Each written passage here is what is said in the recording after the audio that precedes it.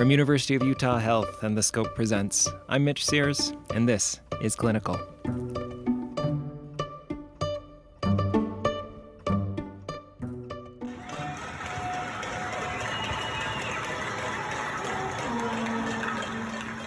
There's a ritual in New York City. Throughout March and April, when the city saw the very worst brunt of the COVID-19 pandemic, every night at 7 p.m., New Yorkers would open up their windows to clap and cheer for the healthcare workers that were risking their lives on the front lines. Throughout the United States, there were similar outpourings of support for medical workers. Billboards were plastered with photos of nurses and doctors wearing N95 masks. Mass donations of food, masks, and care packages arrived at hospitals. In Utah, community members started wearing white ribbons and placing signs in their front yard. Parades of police cars and fire trucks drove by the hospital with lights and sirens blaring to show their support. It's easy to support the abstract idea of a hero on the front lines, to wear a pin and clap and feel a sense of pride and gratitude. But the term frontline should not be taken lightly. For the medical staff risking infection daily, this pandemic is very much a war zone. Clinical co-producer Stephen Dark was given the opportunity to speak with 7 medical professionals about what it's like to work in the unit that is treating the very sickest of this pandemic's victims. This is Unit on the Brink, Voices from the COVID Frontline, a multi-part podcast series that offers a snapshot of one state, one hospital, one medical ICU during the very first months of the pandemic. A raw look at what a group of healers treating COVID-19 positive patients face every day in the battle against this deadly virus. This is not only the story of the pandemic itself, but the story of the lives of the men and women on the front lines fighting to hold the line against the novel coronavirus. These 7 medical professionals have opened up to us to share an intimate look at the very real toll the virus takes not only on their patients, but on the medical workers themselves. Presented by Clinical and written and reported by Stephen Dark. This is Episode 1, Duty of Care. Alicia Barker is a veteran charge nurse at the Medical Intensive Care Unit, or MICU as staff call it, on the 4th floor of University of Utah Hospital. It's a 25-bed unit that provides round-the-clock critical care for severely ill adult and geriatric patients, and it's not for the faint-hearted. The ratio of nurse to patient is the lowest in the hospital at 1 to 2. Patients are simply that sick. When nurses first start at the MICU, they see and do things at the bedside they'd only associated before with the operating room, like assisting a physician to do an upper gastrointestinal endoscopy, where you put a camera into the patient to look at the esophagus, stomach, and small intestine. There's undoubtedly the miracle saves that lead to grateful patients leaving in a wheelchair. But there's also heart-rending moments that lead to the withdrawal of care and the sheet-covered trip to the morgue, outcomes that MICU staff face far more often than anywhere else in the hospital. Death has a different standing at the MICU, Barker acknowledges. I think the medical ICU still has the highest death rate in the hospital. For a long time we did, just because our patients are the sickest of the sick. Some patients cling to life, while in other cases it's the family that clings to the patient, desperate for them to recover, for the MICU to use every technological advance they have at their fingertips to keep their loved ones alive, no matter how much they suffer, or how truly beyond repair their bodies are. Of taking care of patients where they didn't want to let go, they were afraid to die, or their family was afraid to let them go, or that patient was, patients weren't in the position or of the right mind to make those decisions. Sometimes a patient has had enough and is still able to decide their own fate. Barker talks about one young patient, a husband and father, who had been on the unit for more than a month and was not getting better. At this point, he'd been in our unit for a few months and he had a tracheostomy. And he was connected to the vent that way, and he just decided he was done. At the patient's request, the unit withdrew care. They took him off the ventilator and we were giving him medication to make him comfortable, and he just passed away very peacefully with all of his loved ones at his bedside. So I think that was probably the first death that really affected me. Some patients, like this young man, appreciate all that is done for them and are unfailingly polite. They make nursing a pleasure, she says. He was just a nice, there are certain patients where you're like, this is going to be a good shift. He's a very, nice patient to care for and grateful and says please and thank you and is enjoyable to take care of. So to lose a patient like that is very hard. So this is the taxing reality that Barker and the MICU team deal with day and night. And this is well before any of us had even heard of COVID-19. Barker originally joined the MICU in December 2007 after getting a much sought-after slot on a 6-month critical care internship. But in 2016, she quit her position as an assistant manager at the MICU, a decision driven in part by family needs, but also by her own concerns about the toll her work was having on her own mental health. Oh, gosh. You find yourself attached sometimes to certain stories of patients that affect you, and it's different for everybody. And you notice that you're getting attached to this patient's story, and then you realize you can't make it part of your story because you're not going to be able to do your job effectively. After 2 years in preventive cardiology, her memories of the MICU drew her back. I missed the MICU. I missed working with, alongside of like-minded nurses. I missed the intensity of it. I've definitely learned more how to better take care of myself and how to handle the stress and come back day after day to the fire hose that it is. It took her 6 months to settle back into the exacting, sometimes soul-wrenching rhythm of caring for patients facing severe medical issues, and in some cases coding medical leaves for a patient going into cardiac arrest and death. And then, just as she had healed from the psychological strains of seeing too many young patients dying during the 2009 H1N1 pandemic, just as she had put back on the mantle of MICU charge nurse and had found her feet again supervising the unit, COVID-19 came knocking at the MICU's door.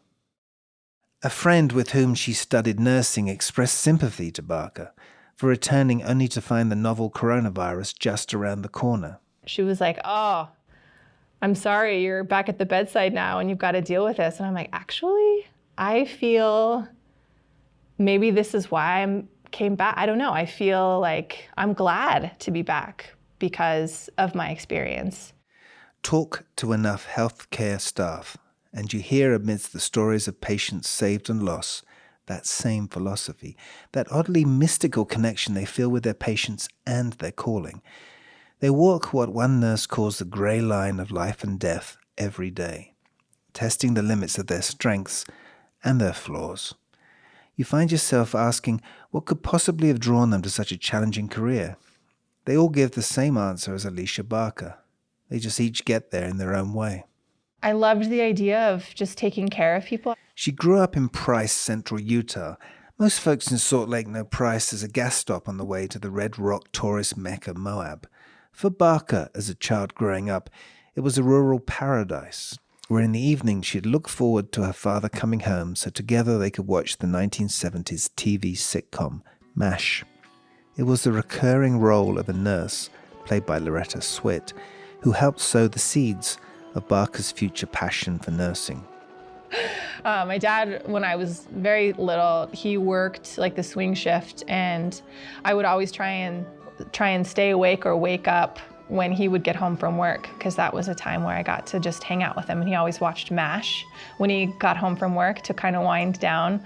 So I loved sitting on the couch with him watching MASH, and I remember just loving, watching the female characters, of MASH. They were lively and they were, yes, Hot Lips Houlihan. She was my favorite. And something about the women on that TV show, the nurses on that TV show, I just really liked. I liked them. They seemed, they were assertive and, powerful, and they didn't take any crap. The educational process that molds and informs a desire to care for others into a fully fledged nurse is nursing college. Like Barker, MICU nurse Megan Deal went through 4 years of college to get her nursing license. In summer 2014, she gave a speech to 80 fellow nurses and their guests at the pinning ceremony at Ohio University. The ceremony, where each nurse receives a pin, dates back to Florence Nightingale, the founder of modern nursing, and celebrates not only their entry into the sisterhood and brotherhood of nursing, but also that they are ready to serve their community as healthcare professionals. She thanked the families, relatives, partners, and loved ones for supporting them. I'd like to take a moment to say thank you to the parents and grandparents, aunts and uncles, brothers and sisters, girlfriends, boyfriends, best friends, and of course, to our faculty. You're a huge part of the reason we made it to graduation. You stood by us and supported us when we were too tired to talk, crying too hard to understand, and too upset to be kind. We've been exhausted from long days and nights of clinical and studying, stressed beyond belief about tests and checkoffs, worried about our grades, and upset about everything. In sophomore year, they claimed their first scrubs and stethoscopes, marking the first time they truly felt like nurses. But they also made mistakes. We missed steps, dropped pills, got lost, and didn't know how to talk to our patients. We wrote care plans for hours and hours and fretted over checkoffs in the lab. 4 years on from when they started, she said, now they complained about their scrubs and how uncomfortable they were, shoved their stethoscopes in their book bags, and did injections quickly and efficiently instead of worrying if they're completing all the steps. From here on, we're not just mere students, but a nurse with responsibility and knowledge. People will seek our opinion for advice, refer to our knowledge for answers, and look to our actions for guidance, and most of all, trust our expertise with their lives. Deal was 3 years into her career as a nurse when she joined the MICU in October 2018. The same month, Barker returned to the unit. Deal found those first months daunting. It was terrifying. First day on the unit is called orientation, and it sees the novice MICU nurse pair up with a veteran healthcare provider. As Deal walked around the unit with a staff member, she saw things that as a nurse she'd heard of, but not witnessed before, such as intubation, putting a breathing tube down a patient's throat.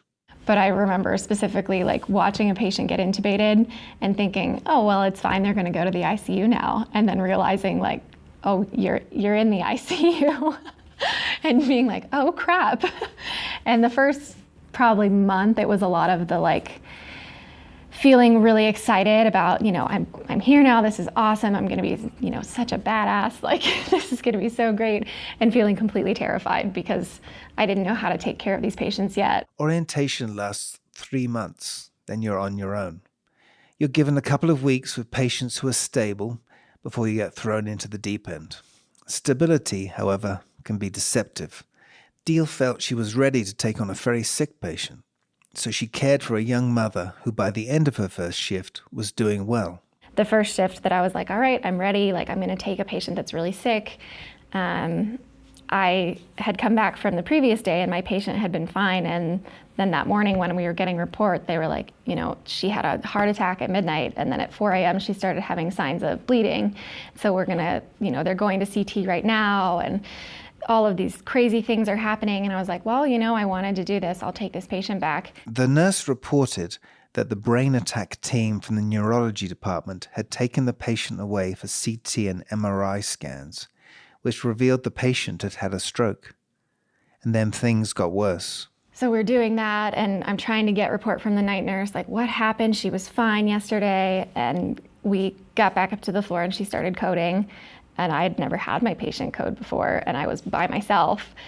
And I remember being there and trying to do what was right, but everyone jumps in, the other people were there helping me out, but trying to push meds and trying to do what was right for the patient. And then a provider had called a family member because there was no way she would have survived with the brain injuries that we then knew that she had. And so then transitioning to keeping her comfortable while she passed. And it was traumatic. It was a really hard experience. Deal found herself shepherding a young mother to her death, a woman who just a day before had been fine. And I remember doing that transition to where we're not going to do we're not going to code her anymore. We're just going to let her pass, and trying to work with the provider and stay at her bedside and hold her hand while she died. So that's probably one of the most traumatic things that I've experienced, because we see people pass away all the time. I mean, it's nothing new. It was new for me then because I had only seen it a couple times. But it's one of the only ones that really hit me hard. Deal underscores the constant tension that runs through nursing, the need for empathy and the need for distance. It's hard because you want to have emotions and be able to treat the patient and, give them their dignity and respect. But a lot of it is distancing yourself from that, I think, so that you can provide care without becoming too emotional. When the first suspected COVID-19 patients trickled into the unit in March, Deal, Barker, and their colleagues discovered that the very nature of nursing, of walking that line of emotional distance that allowed them to do what they do every day, suddenly became even more complex, even more difficult. They were used to making calculated risks when it came to throwing themselves into the line of contagion to save a patient's life. Self-sacrifice is in the DNA of healthcare, says Barker. Us as healthcare workers, where it's a no-brainer to sacrifice ourselves to go and try and save somebody. But the contagiousness, scale, and potential casualties of COVID-19 demanded that they double down on self-protection. They had to put themselves first, supervisors told them, which meant putting on the time-consuming layers of mask, gown, and gloves, collectively called personal protective equipment, PPE for short, before going into the isolation chambers that are the rooms of COVID-19 positive patients. If a patient has a cardiac arrest, you have to put on your N95, and your PPE before you can go and try to save this patient and to start doing chest compressions and stuff. And those are precious seconds. We are trained to react instantaneously when that happens. And so to not be able to do that and to have to, protect ourselves first, which it's very important, but it weighs, you can just see that weigh so heavily on everybody. You have to first make sure that you have a mask on the patient and that you have all your PPE on before you go into that room. It's okay to not be okay. There's no answer. There's nothing that's going to comfort you about that. The chances are less likely that patient will survive because you are using valuable seconds, to get in, to protect yourself first before you get to that patient. Nurses constantly face the possibility of exposure to infection. But what would happen if the first line of defense, this laborious yet utterly necessary personal protective equipment, ran out? That question was on the mind of many among the MICU staff, Deal says, as they saw how healthcare staff in besieged New York hospitals were reduced to wearing bin liners. This fear set in even as Utah, at least back then, had very few cases. It really just makes you think about, if we run out of PPE, will you still go in those rooms? It's the kind of question that wakes you up at 3 a.m. in a cold sweat. Because it's a question that we all think of. I mean, we're doing okay right now, and they're figuring out ways to recycle things and use things and sterilize them. But it's, if it gets to the point where we run out, would you take care of these patients? And it's a question that really makes you think about your level of caring, but also protecting yourself. Who do you put first? Where does your duty of care lie? The patient coding in front of you? The many other patients that do and will need you? Your colleagues? Your family? Yourself? There's a very fine line between wanting to run into a room when a patient pulls out their breathing tube because you need to be there because they need help, but you also need to be protected because you don't want to run into where all of this is aerosolized and you'd be breathing it all in. We saw a nurse do that, run into a room without her stuff on because the patient was doing something that they shouldn't be doing or something bad happened. I don't remember what it was, but we were like, you need to make sure that you're safe too, or take some precaution. She's like, but they needed me. So It's interesting, and it's hard with those situations too, because like I was just at the code class, when we run on codes now, you don't even start compressions unless you have a mask on the patient. So it's like you don't want to delay care to this person, but to protect the other people in the room or to protect yourself, you have to follow other steps first. And it's a battle. It's a battle between wanting to care and wanting to help and wanting to protect yourself and the people that you love and care about. So Sometimes there isn't time to make those calculations. Instinct simply kicks in, Barker says. Last week or the week before, we had a younger patient, a male in his 40s, otherwise healthy, difficult to sedate, especially when they're on the ventilator, and then the breathing tube, they're gagging, they're coughing, it's miserable, and so we try and keep them as comfortable as possible with sedation medicine. Well, this patient was having a coughing fit, and he was coming out of his sedation, and his restraint was loose, and he was about to self-extubate. Self-extubate, when a patient pulls out the breathing tube that feeds oxygen from the ventilator to their lungs. If removed without medical supervision, it can prove fatal to the patient, since without the much-needed oxygen, they can go into cardiac arrest. At the same time, if the patient succeeds, their coughing will render the virus in their lungs airborne. What Barker saw as she came out of a patient's room was not only this COVID-19 positive patient about to self-extubate, but a nurse struggling to don her PPE before she went in. Barker still had her N95 mask in her hand and a pair of gloves on. If she didn't go into the room right then, she knew the patient would pull the tube from his throat. I had just come out of a COVID patient's room and I still had my N95 mask and I had just set it down. And she's frantically trying to get her equipment on to protect herself, right? So I put my mask on really quickly and a pair of gloves. So I threw everything on really quickly and I ran in and caught his hand like just in time. And I wasn't wearing like the protective gown. I figured it was a gamble. It was like I either catch him before he pulls the tube out and, like aspirate, COVID, particles are everywhere, or I go in now without my gown on, but I have my mask on and catch him, and then it's fine, it's closed system and he's not pulled it out. So I took the gamble, it paid off, I know. That's a damn close call. It is, and that's the training. Like you try and you stop that, and so it's hard to program yourself to, you got to put on all this PPE. But had we waited and before we were completely gowned up, he would have had that breathing tube out, and it would have been a major mess of an emergency trying to get the doctors back in to get him intubated, and that's more people who were exposed potentially, and it's either way, it's awful.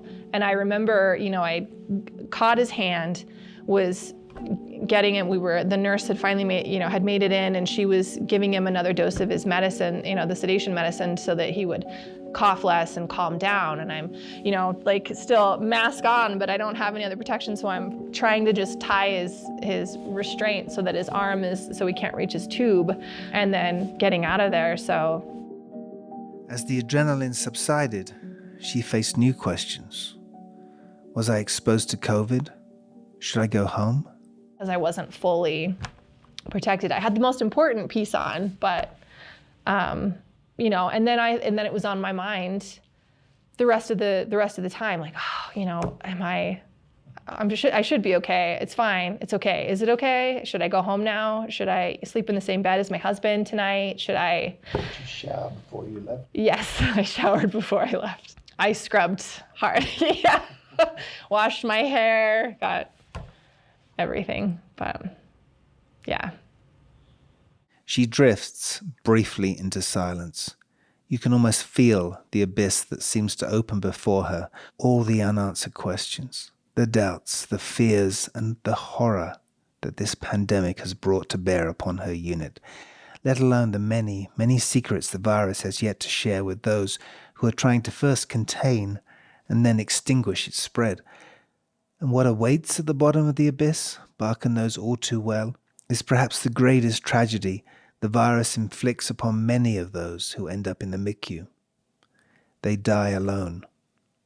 The brutal realities, the hardest part, I think, is that in a sense, you're alone. I mean, you're surrounded by us, the medical professionals who are helping to take care of the patients. However, your loved ones can't be there with you. That was because visitor policies, there to protect people from the virus, kept most out of the hospital. But oftentimes, it's so chaotic, when they're dying, we're trying to prevent that from happening, right? And in the midst of all this frenzy and chaos, these patients who are dying are, most of the time, if they're still on a ventilator with a breathing tube in, and but I think just more so just being the loneliness part of it. There have been, quite a few patients that have died alone. But not always. Even as the ventilators continue their relentless efforts to push oxygen into starved lungs, and harried nurses and physicians run from one bed to another. Behind a closed door, an exhausted nurse who has finished her shift finds that moment of grace that propels her to accompany a human being in their final moments. Most recently, there was a patient, and I don't think he had COVID, but there weren't any visitors, and we had withdrawn care, and one of the night shift nurses stayed past her shift. Her shift ended at 7 a.m. She stayed until 10:30 because there was no one else that was able to stay with this patient, and just stayed in there and cried and held his hand, and it's very moving, to see. In the gathering shadows of the evening on a municipal sports field in downtown Price, a teenage Barker and her father would work on her softball pitching skills every single day. Then between February and June, once school ended at 3 p.m., all that hard work bore fruit on the school field. As a pitcher, I was known for my accuracy and the different pitches I threw, and I could move the ball, and put it just so. The catcher would signal Barker the pitch she thought she should throw, Barker making her own mind up on what it would be. In her mind's eye, she reviewed the field, the batter making short, sharp stabbing practice swings, the runners on their bases ready to fly. Holding the ball in her right hand against her thigh, Barker found the grip on the seam she needed. Then, hiding the ball in her mitt, she found the point of balance that commenced the start of her pitch and began winding up before pushing off with her hips and bringing her arm up and over to release the ball. Watching the ball drop, curve, rise, or strike out the batter, she felt the pure joy of a perfectly executed accomplishment. On that mound, she says, her type A controlling personality was born. And at the MICU, as she prepared for the next admission, assessed the nurses she would assign, the medications needed, monitored the medical status of all the patients under her care, there will come those moments when she experienced that same unadulterated joy she did as a teenager pitching the perfect softball. It could be doing something that improved a patient's quality of life, or just their day, or when she watched a nurse she's mentored and trained solve a patient's problem on her own. It ticks that type A box for me. Only now it was patients with COVID-19 who were placing their lives in her hands, and this virus came with questions that her preparation as a student, as a nurse, as a charge nurse, still couldn't answer. In March, when New York's hospitals all but drowned in virus cases, as Barker watched EMTs in PPE wheel in yet another suspected COVID-19 patient, she couldn't help but envision a nightmare scenario. And you wonder, oh my goodness, what if every single patient in this unit had COVID-19? This would be a nightmare.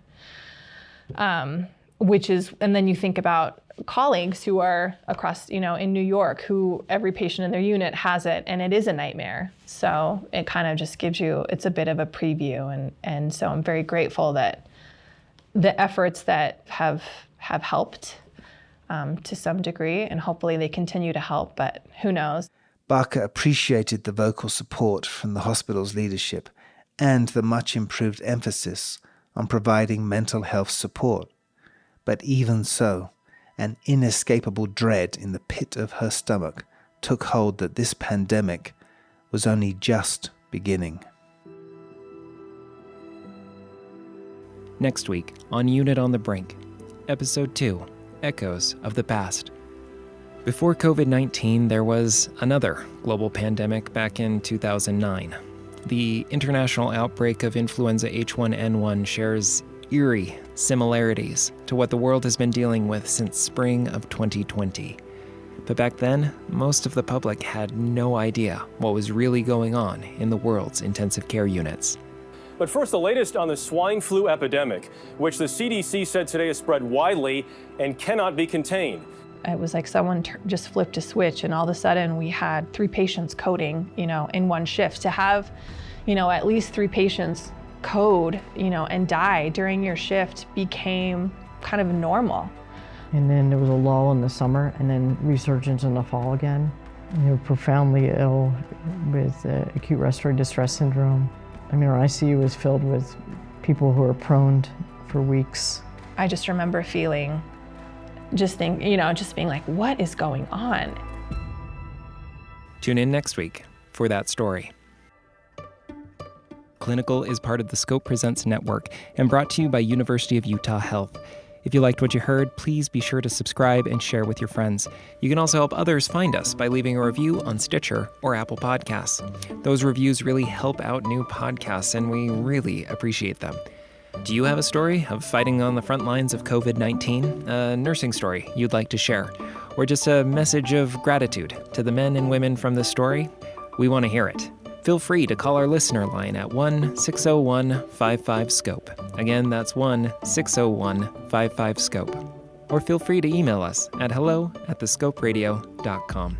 And finally, if you want to see the inside of the MICU and the faces of these brave professionals in our story that are working to save lives, you can visit our podcast companion site at thescoperadio.com/clinicalpodcast. There you can find bios and pictures of these frontline healthcare workers, bonus content, and teasers for future episodes. Again, that's thescoperadio.com/clinicalpodcast. Clinical is produced by me, Mitch Sears, and Stephen Dark. Music by Ian Post, Yehezkel Raz, and Collective Artist. Audio clips from C-SPAN and KUTV. Special thanks to Charlie Ellert and Jessica Cagle for their work on the portraits and companion site. And of course, a heartfelt thanks to the men and women who have shared their stories with all of us and fight to this very day to keep each and every one of us safe.